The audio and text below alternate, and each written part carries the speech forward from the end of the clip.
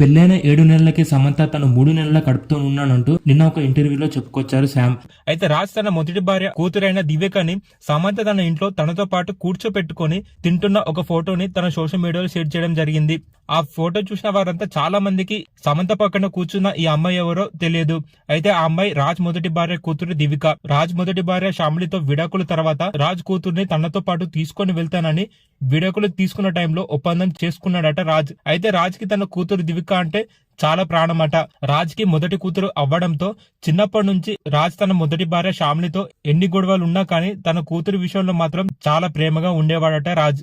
అయితే రాజ్ సమంతని పెళ్లి చేసుకోవడంతో చాలా మంది మొదటి భార్యని అలాగే తన కూతుర్ని కేవలం సమంత కోసం తన ఫ్యామిలీని పక్కన పెట్టడం ఏంటి అంటూ ఇలా చాలా మంది సోషల్ మీడియాలో వీళ్ళిద్దరిపై నెగిటివ్ గా కామెంట్స్ పెట్టారు. అయితే అసలు విషయం తెలియక చాలా మంది ఫ్యాన్స్ సమంత రాజ్ పై అలాగే వాళ్ళిద్దరి ఏజ్ గ్యాప్ పై కూడా చాలా నెగిటివ్ గా మాట్లాడడం మొదలు పెట్టారు. కానీ సమంత ఫ్యాన్స్ పెట్టిన కామెంట్స్ కి ఇంతవరకు ఎలాంటి రిప్లై ఇవ్వకుండా వాటన్నిటికీ నిన్న తన సోషల్ మీడియాలో రాజ్ కూతుర్ని చాలా ప్రేమగా చూసుకుంటున్న ఒక ఫోటోని షేర్ చేయడం జరిగింది.